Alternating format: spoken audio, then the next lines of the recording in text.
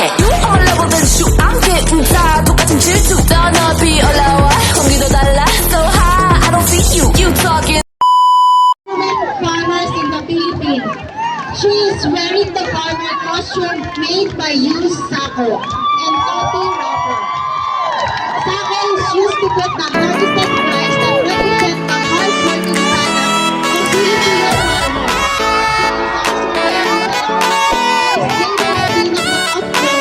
This is also one of the agricultural crops of Filipino farmers.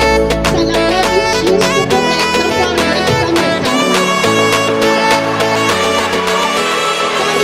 sun.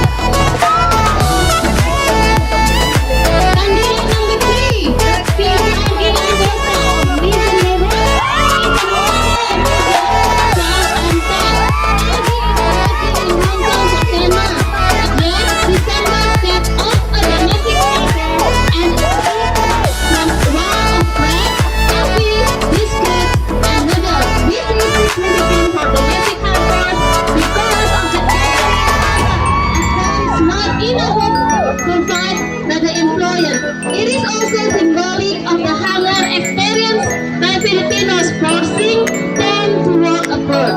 The cotton, which is glued together using recycled material, represents every woman who lives walk the road overseas to be blessed and raise her birth to bring her family out of poverty. The wrapping of the powder and the bag timbering while the movement outside the country has their nation, especially the Tata, that come from the Renaissance. Purple colors symbolize our women, and real women are creative, persistent, and strong. And we as women to pursue our with winning and persuasion. The condition of migrant domestic workers are being increasingly westernized by human rights law and are viewed and condemned to modern slavery. As a woman, you must never be fearful about what you are doing when it's right. Candidate number 4 is Misa and Alga. She learned things about the art of dancing.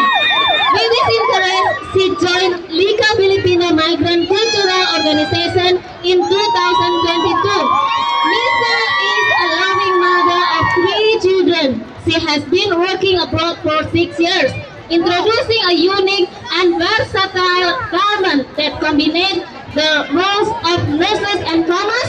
This dress is perfect for those who want to make a statement about the importance of health and hunger in society.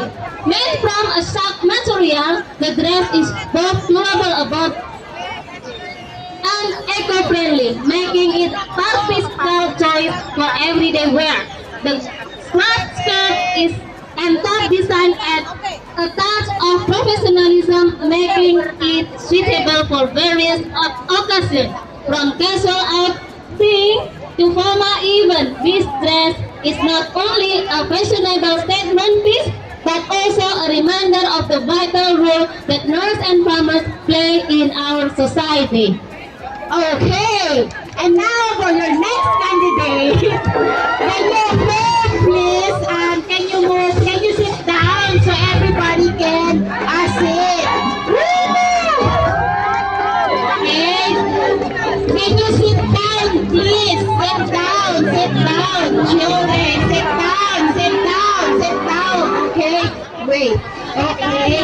So everyone you can watch at the back. Please, can you please sit down or spread out so everybody can watch. Okay? Okay, sit down or ano yun? Oh, they said, can you move? Back. Spread. So everybody can see. Okay? Magtatagalog na ako. Pwede bang umalis kayo dyan or maggumawa kayo ng spasyo para makita ng mga nanonood? Aba, kung gusto nyo akong makita dito nagmamodel. Ayan. Ayan, sige na. Para matuloy-tuloy na yung ating program. Thank you.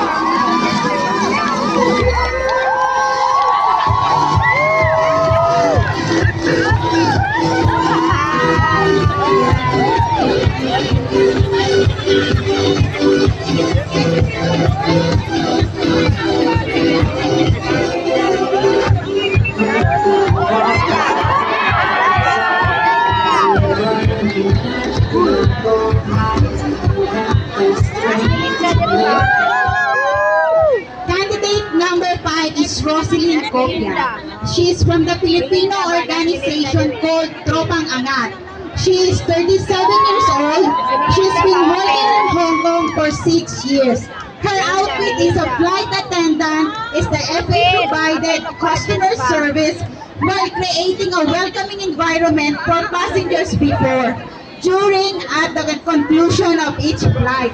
About the material, they use recycling paper such as magazine and newspaper. Helps to reduce greenhouse gas emission that can contribute to climate change. It takes 70% less energy and water to recycle paper than to create a new paper from trees. Manufacturing with recovered paper cuts down on pollution that contribute to smog and ill health, while egg cartons are biodegradable, meaning they break down into harmless components over time. This ensures that even if they end up in landfills, they won't persist for generations, harming the environment. Choosing paper egg and cartons over plastic or styrofoams once can significantly reduce your carbon footprint. We added used clothes, old CDs, and bubble wrap. Thank you, everyone. Be a recycler, be a saver today. Recycle for a better tomorrow.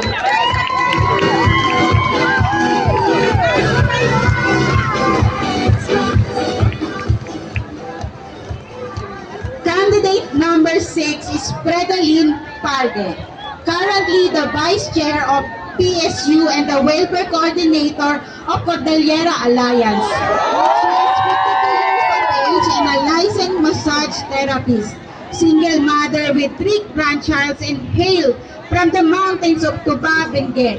She is wearing a female warrior, someone who defends core feminine values. She may stand up for the defense of children's rights, lead humanitarian efforts, go on peace mission, and stand as protector of the environment. From the Cordillera region of the Philippines, the contestant is wearing a forest warrior attire. The attire is made of abaca, also known as Manila hemp. The abaca natural fiber comes from an endemic species of banana tree. The fiber is extracted from the heart of the plant's trunk. The process of abaca is said to be labor-intensive as each stalk must be cut into straps, which are scraped to remove the pulp. The fibers are then washed and dried, cut into strips.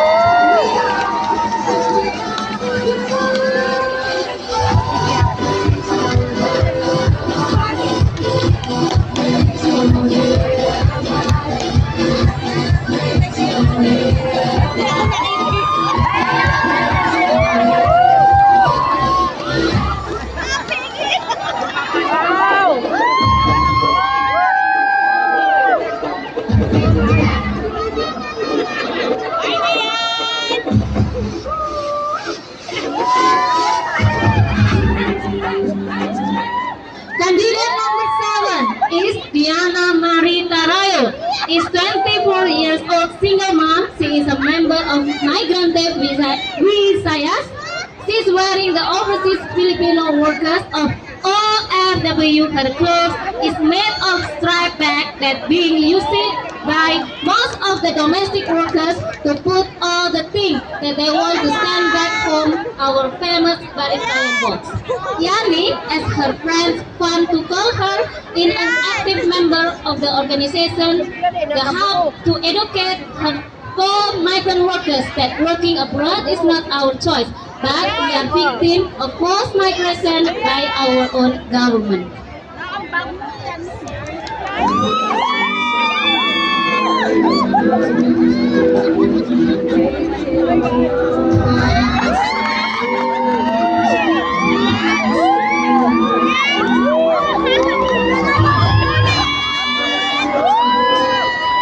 Candidate number 8 from Thai Regional Alliance.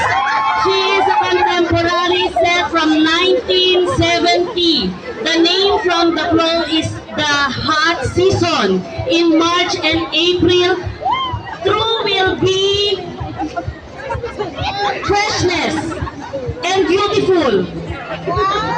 Once again, welcome Sumi from Thai Regional Alliance.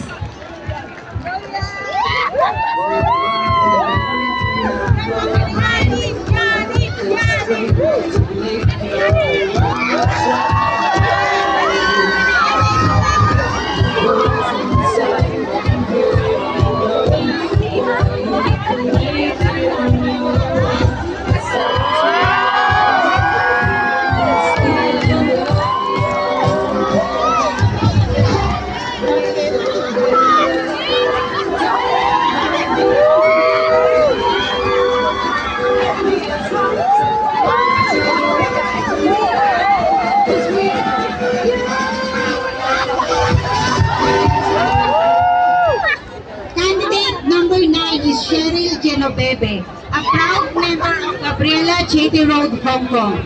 She is wearing a model outfit with the cooperation of her organization, Gabriela J.T. Road, Hong Kong. They finished the costume successfully. Cheryl chose newspaper as her costume because it is resourceful. Aside from publication and a form of mass communication and mass media that provide news, views, features daily and other information of public interest such as politics, sports, business, arts, and science. It is essential to some locals and domestic helpers by selling them in the shop. It is significant and recyclable by making bases, huts, and more to save the earth. As a spokesperson and victim of illegal recruitment and human trafficking, the newspaper helped us a lot by publishing the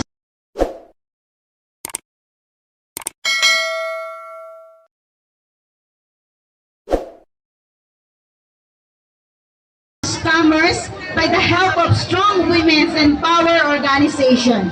With our full determination and support, we build a strong humanity and will rise up together for human dignity and create united society for our brighter future and next generation.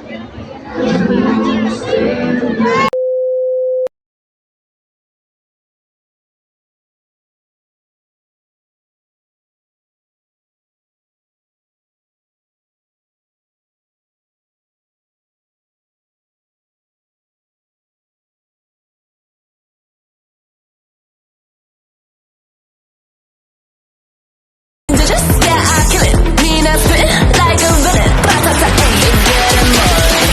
너무 매력 없는 너.